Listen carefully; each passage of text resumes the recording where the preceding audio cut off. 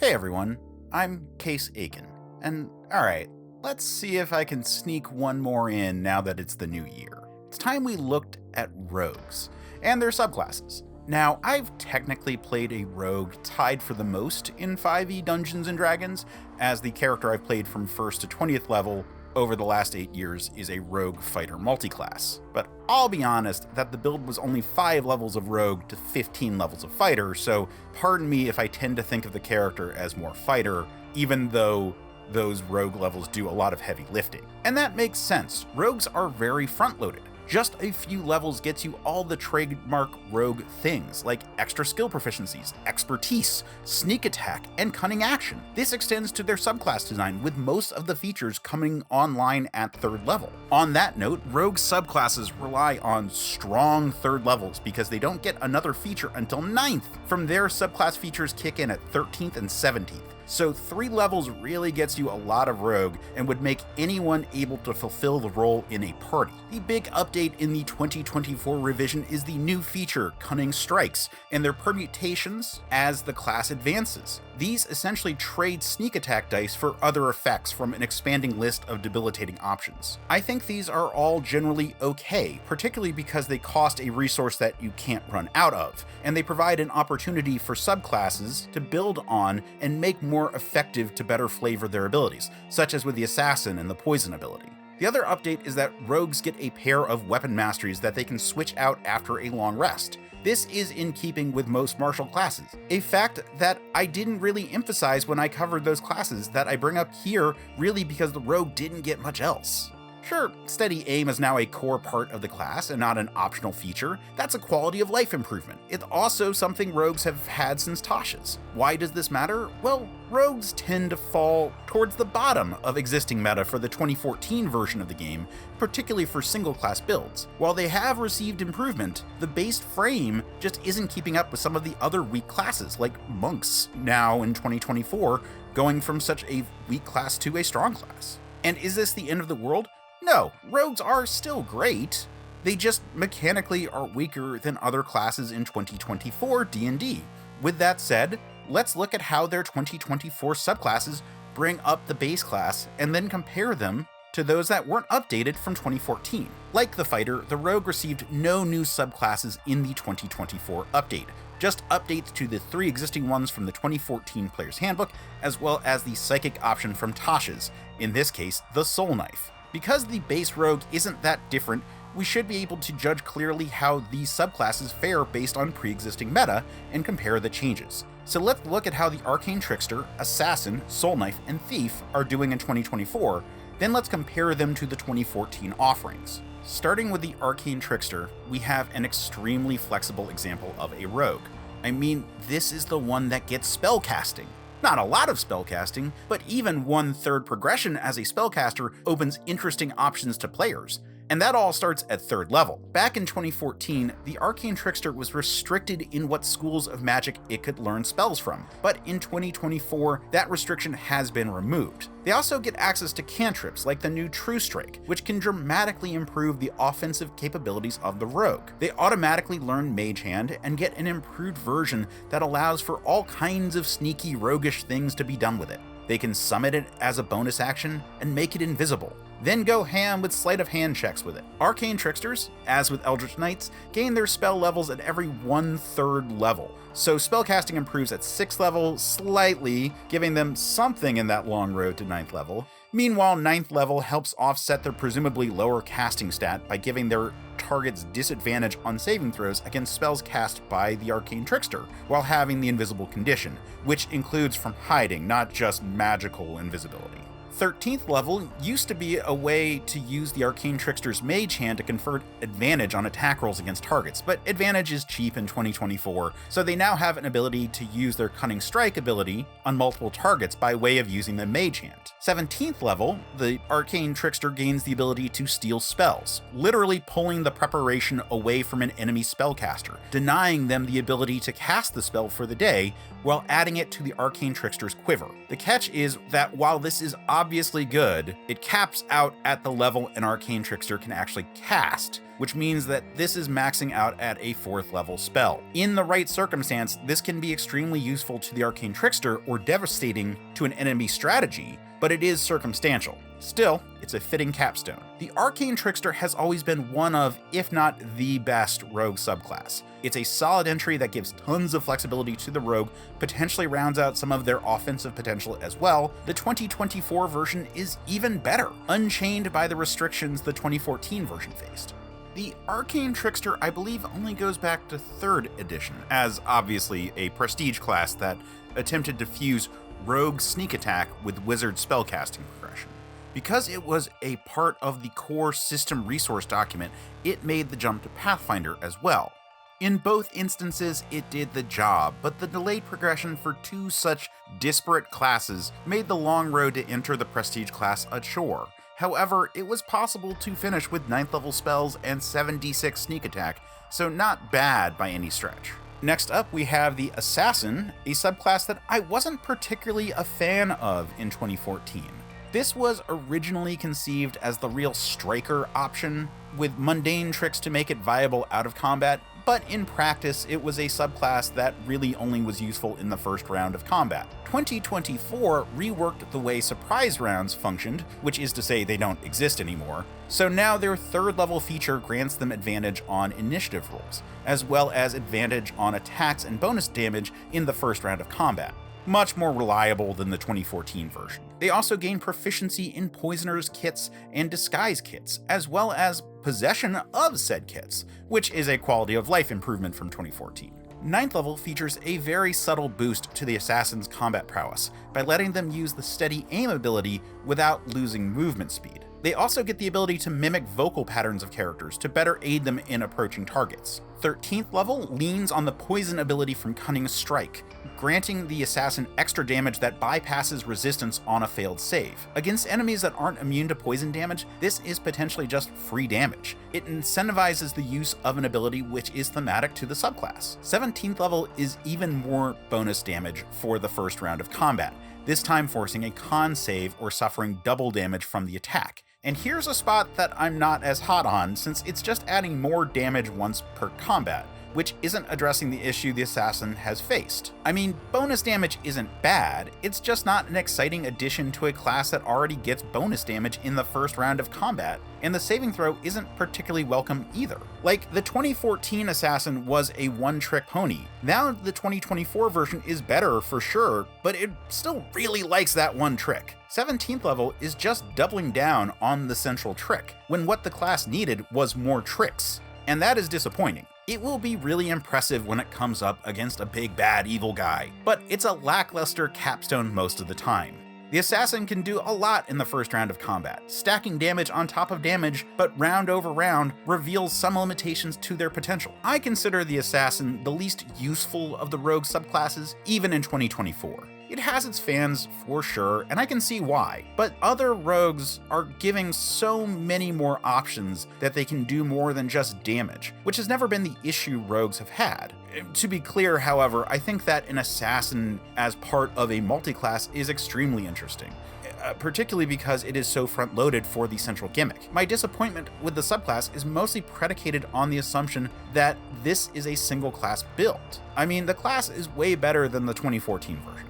It's pretty much the subclass's capstone that ruins it for me, and that's probably not fair. The Assassin is one of the more storied classes in D&D tradition. I think this goes back to 2E, but maybe even had a place in AD&D. It's older than the Rogue itself. In 3E, it was a prestige class, and one I rather liked for that matter, and as with the Arcane Trickster, made the jump to Pathfinder. However, once the concept of the core class called a rogue came into focus, the assassin always felt like a part of it. The prestige class was clearly designed to be entered by a rogue, after all. In 4E, they were strikers, unsurprisingly, and I believe they had shadowy powers. The point is that the role of the assassin is big shoes to fill, and I don't really think that the 2024, or even really the 5e version of the assassin really nailed it. So let's move on to the next entry, one of my favorite subclasses in the game as a whole, the Soulknife. This right here is intended to be the psychic option for rogues, but it also can be used in a pseudo-unarmed build, letting it act as something of a rogue-monk hybrid. What? Isn't this the Psylocke from X-Men class, you say? And I respond, that's exactly what this is. The question is whether or not those psychic blades are visible, because if they're invisible, they can be fluffed as unarmed strikes that deal nerve damage. The Soulknife is one of those classes with a weird history that goes back to 3rd edition, where the core concept was well articulated, but it was on a lackluster frame of a base class. It wasn't necessarily a psychic rogue. In fact, that was quite literally available as its own class. The Pathfinder version was clearly more of a fighter, and honestly, this could have been one of many classes, or its own class, as seen in various Unearthed Arcana. But the 5e version settled on this being a version of a rogue, and you know what, that fits well enough. So what do we get here? 3rd level, as it is for all rogues, is very stacked. Psychic knives, telepathy, psychic boosts to skills. It was even more stacked when the Soulknife first appeared in Tasha's Cauldron of Everything, as their psychic dice that they use to fuel their powers scaled with proficiency. In 2024, both the number and size of the die depends directly on their rogue levels. So let's start with the big feature. Psychic Blade. I mean, that's what we're here for, right? If you have an empty hand, you can manifest a blade that does 1d6 plus your attack stat in psychic damage, or 1d4 if the blade is in your offhand. They can be thrown and have the Vex weapon mastery. And notably, attacking with one in one hand and then the other in the other hand is not considered two-weapon fighting, so it uses different rules. It's always a bonus action and does not require the fighting style to get the ability modifier added to damage. And considering this is a rogue, the Soulknife's psychic blades are obviously finessable. These are at will, manifesting when making the attack action, a bonus action made following the attack action, or an attack of opportunity. The wording is very specific there. They don't scale in power either. That means the abilities inherent in at-will summons of psychic weaponry become less of a perk of the class as the Soulknife levels and more of a flavorful restriction. They're never bad, except when dealing with something immune to psychic damage, but they will be eclipsed by magic weapons. Fortunately, the Soulknife has lots more going for it. I'm partial to their ability to bolster skill checks with their psionic dice. It feels like a scoundrel battlemaster I once built that had only skill maneuvers. Obviously fantastic for out-of-combat utility. I don't know if your group has imported the 4E skill challenges into their games, but all of my groups have, and this ability absolutely rules in those.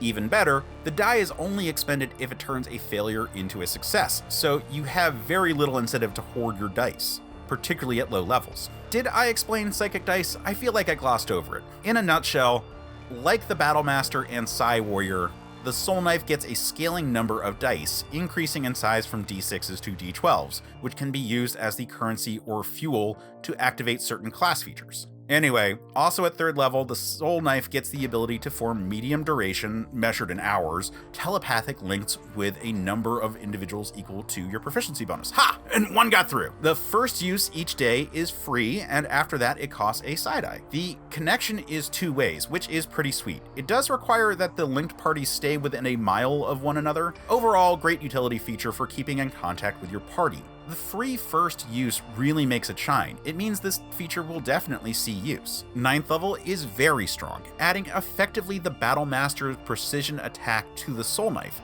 letting them roll a side die on a missed attack to turn it into a hit. As with the skill version of this ability, the die is only expended if it succeeds, which is just great fuel economy. You know what the Soulknife also gets at 9th level? A friggin' teleport. Spend a side eye to say bye-bye to bad guy. It's a bonus action roughly equivalent to a Misty Step for the cost of 1 side eye. Great for traversing distances or combat mobility. 13th level is a once per day free use of invisibility that then costs a single side eye to use again. At this point, I'd rather it be a shorter duration, greater invisibility, like the Ranger's Nature Veil ability, and frankly with better action economy since this is an action. Look, invisibility on a rogue is never a dud of a feature, but this is an underwhelming level for the Soulknife. 17th level furthers that monk comparison I made before, letting the Soulknife deal a legally distinct stunning strike as part of a sneak attack once per day. Then they get an additional use of it for 3 side dice, which is expensive, but the stun lasts a really long time, 1 minute. That's so much longer than the monk's non-actionably similar stunning ability. The free use really helps this one, and at this point the expense isn't out of the question. It's really strong if it succeeds, and feels like the Soulknife is channeling a mind flayer.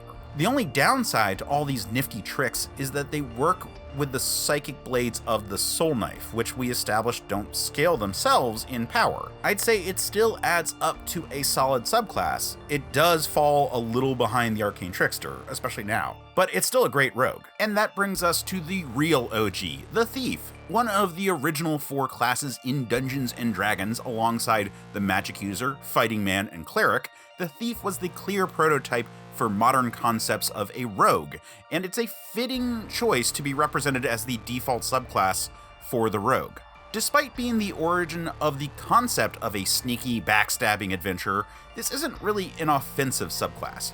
What it gets are tricks. Over the years, the Thief and rogues in general have been ascribed a number of sneaky abilities, and those are more or less compiled here.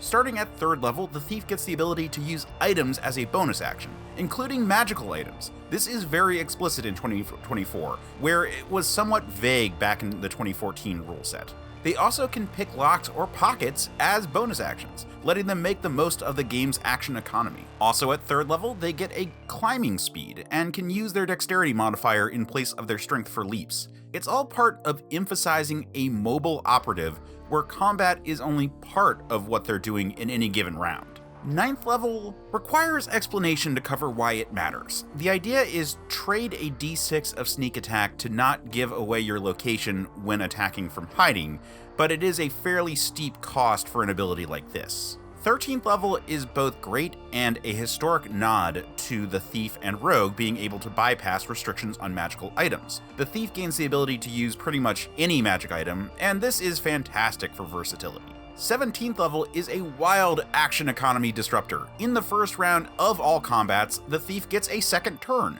That means multiple sneak attacks and multiple cunning actions. So while no one feature is obviously overwhelmingly powerful, the package is pretty solid. I don't love the 9th level feature, but the Thief does great as a subclass that shatters the normal limitations on actions in a round. It's not flashy, but it's a solid entry befitting its legacy. So that's the 2024 Player's Handbook Rogue options, and the only one that feels substantively changed is the Assassin, which I would say needed the most buffing to begin with and did see several improvements in the transition to 2024. Rogues as a whole are definitely better off. I'd say the Arcane Trickster remains both the strongest and most versatile option and has only improved in 2024, but the Thief and Soulknife are doing fine. While the Rogue is probably the weakest class in 2024, it's still extremely useful in its given roles, and multi-classes extremely well. Fortunately, the 2014 options that weren't ported over seem fairly comparable to the updated offerings, so let's see how they actually do. We begin with the Inquisitive Rogue, which has the elevator pitch of the Sherlock Holmes subclass. It's a lot of design choices that add up to something of a subclass. I've never been a fan, but it seems to work okay if you have the stats for it. And that's because the subclass features are split between a reliance on a positive intelligence score and a positive wisdom score, aka the dreaded MAD, or multiple attribute dependency. This means that rogues, who generally just care about dexterity and possibly constitution, all of a sudden need to double the abilities they care about. Unfortunately, the actual abilities they get in the trade-off are not exactly worth it. 3rd level starts off with the Inquisitive no longer being able to roll lower than an 8 on Wisdom Insight checks, specifically to determine if someone is lying. Then they get to make Wisdom Perception or Intelligence Investigation checks as bonus actions, specifically to uncover hidden clues. But the big feature they get at 3rd level is Insightful Fighting, which is a bonus action Wisdom Insight check contested by the target's Charisma Deception check. If the Inquisitive wins, they can sneak attack freely against the target. Now, when this subclass was first introduced in Xanathar's Guide to Everything, it was admittedly slightly harder to trigger sneak attack since steady aim wasn't a thing yet. but this was at best a mid-feature even then. It's a disappointing level, considering they get so many things. 9th level isn't much more exciting. Advantage on perception and investigation checks if the Inquisitive hasn't moved more than half their speed. Considering that this subclass doesn't give those skill proficiencies, it's doing a lot to be good at those checks, but only circumstantially. 13th level is also kind of a dud. The ability to identify things that are not in their true form, but not to tell what that true form is, a number of times per day equal to the Inquisitive's wisdom modifier, as an action. This should have been at will, and it would still be underwhelming. Tying the number of uses to the 4th most important stat this build cares about is madness. But then we get to the 17th level feature, and this one is decent enough. Bonus damage against the Inquisitive's target of their insightful fighting feature. This does the type of thing that should have happened earlier, and incentivizes the use of this core subclass feature. It's a decent bump in damage too, since it can be used pretty much every round. 3d6 extra sneak attack damage is no joke, even at such a high level. This makes using insightful fighting way more rewarding. So yeah, not a fan of the class in general, but I do like that 17th level. I like the idea of sizing up a target to guarantee sneak attack, but this subclass needs way more to make it even begin to compare to the better rogue options. The concept of a Sherlock Holmes style character is great, but this doesn't reward the player for exploring it. If this were to be ported to 2024, I'd hope they remove all the restrictions that the various class abilities have. Just give them bonus action, perception, and investigation checks. For that matter, give those skills and expertises. Then at 9th and 13th levels, give them things that make their insightful fighting be even better. Given the recent design trends in rogue subclasses, make the 13th level feature be some version of Cunning Strike that is better when used against the insightful fighting target. Maybe some new type of Cunning Strike that trades damage for some other status effect that would be thematic to the subclass. But regardless, the 2014 version of the Inquisitive has an okay trick in insightful fighting, but it fails to carry the subclass. Frankly, there are better rogue subclasses that accomplish similar things, such as the Mastermind rogue. This was pitched as the Moriarty to the Inquisitive's Holmes. This is my pick for an intelligence-based rogue character, though the abilities don't outright require particularly good mental stats. 3rd level opens up with a smattering of toolkit and language proficiencies, all themed around deceit. Then the big feature is the Mastermind's ability to use the help action as a bonus action and at range. This can be incredibly useful tactically, giving out advantage to your allies freely. This, of course, assumes that the Mastermind doesn't have better things to spend their bonus action on, but it translates to Masterminds always having a useful bonus action to fall back on. This ability is actually quite good, and was even made into a feat in an Unearthed Arcana. While that feat didn't make it into a published book, my group did let my fighter rogue take the ability, and I found it extremely reliable, even if it competes with the rest of my character's many bonus actions. The 9th level feature is basically a rogue version of the 2014 Battlemaster ability to get metadata on NPCs, like class levels or ability scores. This can be useful in figuring out what saving throws to target, so there's definitely value. It just takes the right circumstance to shine. 13th level is an ability that takes a little bit of work to make worthwhile, but could be quite strong in the right build. If the Mastermind is receiving some cover from an adjacent creature, the Mastermind can use their reaction to force an attack against them to target the covering creature instead. This brings up how to receive cover from another creature, and, well, this is a feature that really wants the Mastermind to be a small-sized creature to benefit from that sweet size discrepancy when attempting to gain cover. A lot of players aren't going to be able to capitalize on this.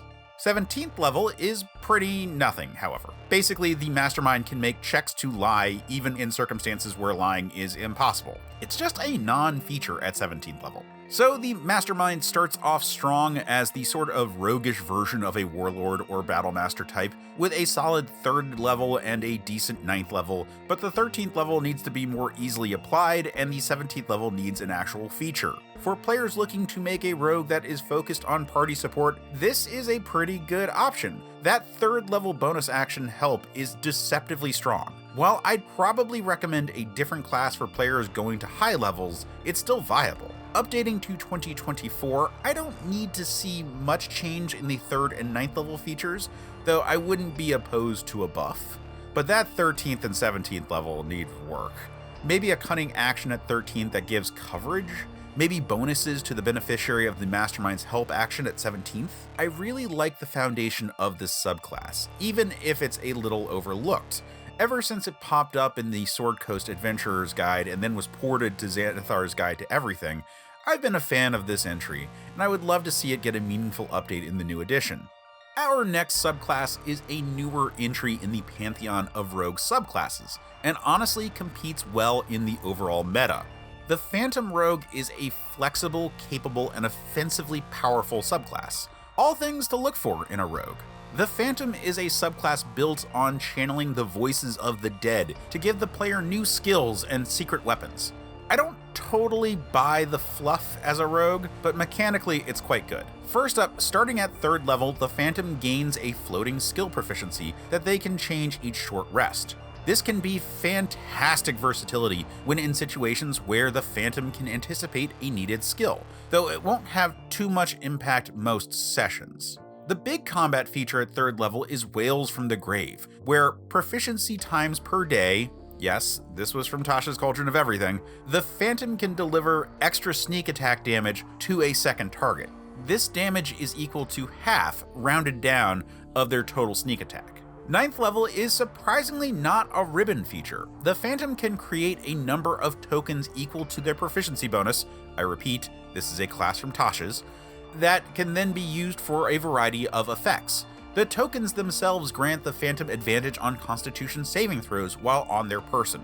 Then they can be expended to either answer a question or fuel a use of the 3rd level Wails from the Grave damage ability, meaning that the Phantom's uses of that ability is now double proficiency. This is a good feature by itself, but when you look at most rogues' 9th level feature, this is a real standout. 13th level is a once per long rest ghost form that can pass through solid objects and fly. You can get additional uses by expending your tokens, which is nice design synergy. 17th level makes the Phantom better at all the things they do. Wails from the Grave can now affect 2 targets, both the initial sneak attackee and the secondary target. Also, the Phantom gets an extra token, each long rest if they didn't already have one. So the Phantom is a great example of a much more mature rogue design. Their abilities work together rather than competing with each other, and don't require an additional stat that the rogues rarely can afford to focus on. I would say this stands up very well against the best of the 2024 rogue offerings, and may even come in number 2 after the revised Arcane Trickster. The mechanics of the subclass are just extremely strong, even if I think the fluff around the subclass would better fit its own unique class or possibly a warlock. But as far as rogue subclasses go, you could do a lot worse than the Phantom, such as the Scout. Ha!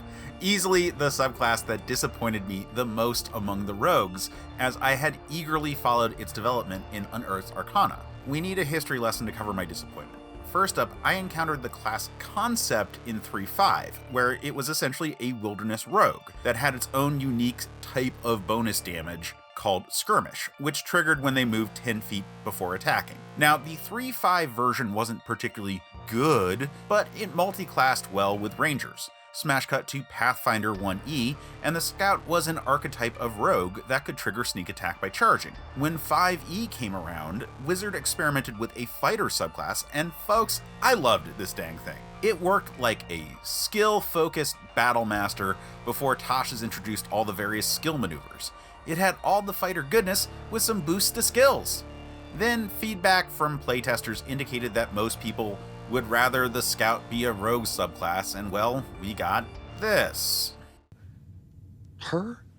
Okay, so how bad is it? Well, 3rd level gives proficiency and expertise in nature and survival, which is a pretty good start. But then for the actual main event, scouts gain the ability to use their reaction to move half their speed when an enemy ends their turn next to the scout. And I need to emphasize the ends their turn part, which means that presumably the rogue has already been attacked. This feature might see some use at 3rd and 4th level, but presumably will be completely forgotten once Uncanny Dodge comes online at 5th. And you know what makes this non-feature worse? They had the gall to call it Skirmisher, which would suggest a hit and run style, not a get hit and then run style. It does absolutely nothing for the offensive capabilities of the Scout. Now, the Scout was first published in Xanathar's Guide to Everything, so it should come as no surprise that the 9th level feature is a bit lackluster. A 10-foot bump to movement speed. And that's it. Again, not unwelcome, but not particularly game-changing. In theory, there's some design synergy with the 3rd level movement ability, but as I noted, that's not going to see use in most games. Movement bonuses are great, but remember that the rogue could already dash as a bonus action, so it wasn't hurting for movement speed. 13th level is pretty darn good, however. Advantage on initiative rolls, and automatic advantage for the scout and their allies against one target of their choice until the scout's 2nd turn. This would have been a great feature at 3rd or 9th level. Alas, it's a long road to 13th level. And while the ability is good, it's not 13th level good. Lastly, 17th level is also not bad. A bonus action attack that gets a 2nd use of sneak attack in the same turn. However, the attack must be directed at a different target than the scout's main attack. I saw this ability used effectively in a 20th level one-shot I ran where the player was channeling Brock Sampson. The build was Barbarian 2 Scout 18 for the record. So the scout ends up with a whole bunch of dead levels before you get to the meat of the subclass. Is it unplayable? Hardly. It's just boring and doesn't do much that a standard rogue couldn't do for the first half of its career. That said, it is tied at the bottom with the Inquisitive for rogues.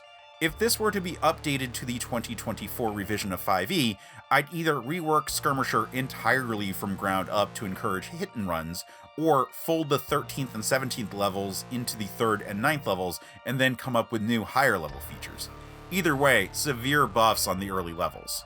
Meanwhile, also appearing in Xanathar's Guide to Everything, though originally published in the Sword Coast Adventurer's Guide, the Swashbuckler has the reverse problem. The subclass opens with a great 3rd level and a solid 9th level, but then has a lackluster tail end. And can we just take a moment and take in that the Skag of all things is a better source for rogue subclasses than Xanathar's? Both the Swashbuckler and Mastermind first shows up there, and they are definitely the better options to see print in Xanathar. It is wild. Anywho, 3rd level on the Swashbuckler brings a few choice abilities. Starting off, they can move without provoking attacks of opportunity from anyone they've attacked, not hit, that turn. This is great for a Skirmisher. They get to add their charisma modifier to initiative rolls, which is potentially amazing on a face build. And lastly, they can trigger sneak attack when attacking a target that has no allies near it, making for great dueling potential. I saw a Swashbuckler recently use the 2024 True Strike to great effect, letting them pump their charisma, making for astronomically high initiative rolls. Oh, and this is the time I should mention that the aforementioned Fighter Rogue that I have played from 1 to 20 is a Swashbuckler that focused on being the party face. Level 3 of Swashbuckler is quite a lot of good features densely packed, ripe for the dipping. 9th is an at-will charm ability keyed off the Swashbuckler's charisma. If the target is hostile, this confers combat benefits, namely they have disadvantage against targets other than the Swashbuckler and can't make opportunity attacks against anyone else. This is a solid debuff, only restricted by the setup time basically requiring it to be done before combat starts. 13th level is where the Swashbuckler runs out of steam.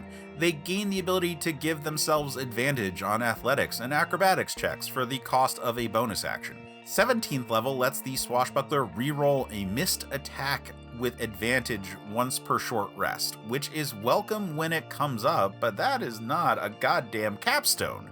I mean, at 17th level, that could have been unrestricted and uses, and it wouldn't be overpowered. In my opinion, 17th level for a swashbuckler should be extra attack. I mean, it's literally impossible for them to get extra attack otherwise, and be a 17th level rogue, so they should just lean in and let this be a more fightery subclass. Likewise, 13th level should just be always on advantage for those skills, maybe with expertise. But the key takeaway is that those higher level features don't define a subclass. Swashbucklers get all their flavor from their 3rd level, and it's a tasty offering. Those 3rd level features don't go away at higher levels either, so they'll see use the entire game. Swashbucklers rank in the upper middle area for me.